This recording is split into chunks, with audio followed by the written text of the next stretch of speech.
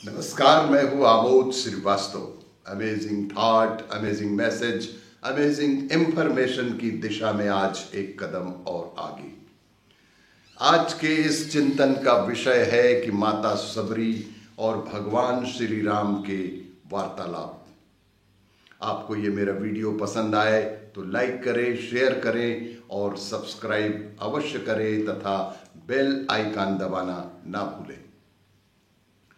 माता सबरी बोली कि यदि रावण का अंत नहीं करना होता तो राम तुम यहां कहां से आते। भगवान राम गंभीर हुए और कहा कि भ्रम में ना पड़ो अम्मा। श्री राम ने कहा कि आप भ्रम में ना पड़ो अम्मा। क्या रावण का वध करने आया है? क्या यह राम सिर्फ रावण का वध करने आया है? अरे रावण का वध तो लक्ष्मण अपने पैर से बाण चलाकर भी कर सकता है। रावण का वध तो भाई लक्ष्मण अपने पैरों से ही बाण चलाकर कर सकता है। राम हजारों कोस चलकर इस गहन वन में आया है तो केवल तुमसे मिलने आया है अम्मा। सिर्फ राम तुमसे मिलने आया है ताकि हजारों वर्षों बाद जब कोई पाखंडी भारत के अस्तित्व पर प्रश्न खड़ा करे तो इतिहास चिल्लाकर उत्तर दे कि इस राष्ट्र को छत्री श्री राम और उनकी भीलनी मां ने मिलकर गढ़ा था। जब कोई कपटी भारत की परंपराओं पर उंगली उठाए, जब कोई कपटी भारत की परंपराओं पर उंगली उठाए तो काल उसका गला पकड़कर कहे कि नहीं, यह एकमात्र ऐसी सभ्यता है जहां एक राजपुत्र ने वन में प्रतीक्षा करती एक दरिद्र वनवासिनी से भेंट करने के लिए 14 वर्ष का वनवास स्वीकार करता है। राम वन में बस इसलिए आया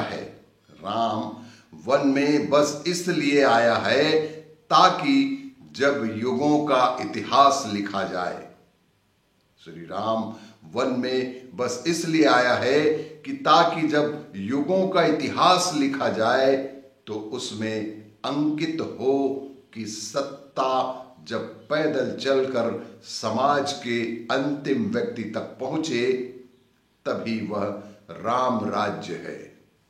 कि सत्ता जब स्वयं पैदल चलकर समाज के अनंतिम व्यक्ति तक पहुंचे तभी वह राम राज्य होगा।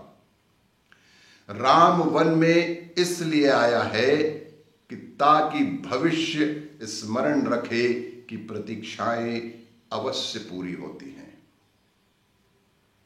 सबरी एकटक भगवान श्री राम को निहारती रहीं।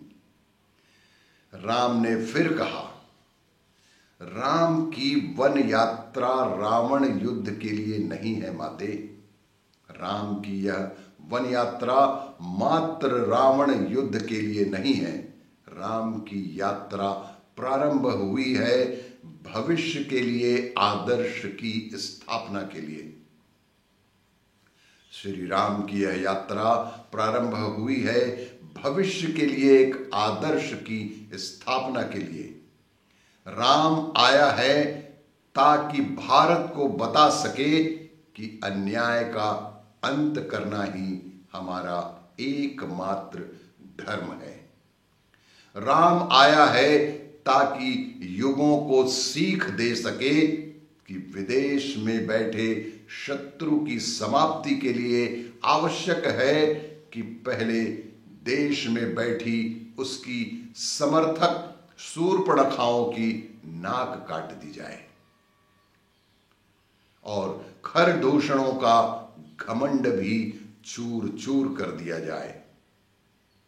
और राम आया है ताकि युगों को बता सके कि रावणों से युद्ध केवल राम की शक्ति से नहीं बल्कि वन में बैठी माता सबरी के आशीर्वाद से भी जीते जा सकते हैं।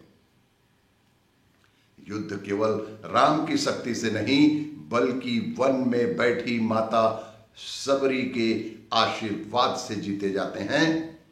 सबकी सबरी की आंखों में जल भर आया था। उसने बात बदल कर कहा, कंद खाओगे राम? सबरी की आंखें जल से भर गई थी। उसने कहा कि कंद खाओगे राम? तब राम मुस्कुराए और कहा कि बिना खाए जाऊंगा भी नहीं मम्मा। राम मुस्कुराए और कहा कि बिना खाए जाऊंगा भी नहीं अम्मा। सबरी अपनी कुटिया से झपोली में बेर लेकर आई। सबरी ने स्वार्थ सेवा भाव से अपनी कुटिया से एक झपोली में बेर लेकर आई और राम को स्वयं ही चख चख कर उन्हें मीठे बेर खाने को देती गई। अद्भुत प्रेम का दृश्य कि सबरी माँ बेर चख चख कर उन्हें दे रही हैं और राम बड़े ही प्रेम भाव से, मातृभाव से उन्हें खाते जा रहे हैं। यहां आकर मां तेरे हाथों से बेर खाकर धन्य हुआ। श्री राम ने कहा कि मां, मैं यहां आकर तेरे हाथों से बेर खाकर धन्य हुआ।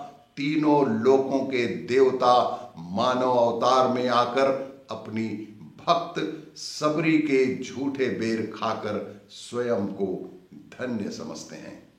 और इसी तरह मां, मैं भी आज आपके झूठे बेर खाकर धन्य ही हो गया। यही राम है जिनका भक्त संसार है और वो भक्तों के भक्त श्री राम हैं। और भी इसी तरह की जानकारियों के लिए देखते रहिए मेरा वीडियो। लाइक करें, शेयर करें और सब्सक्राइब अवश्य करें। धन्यवाद।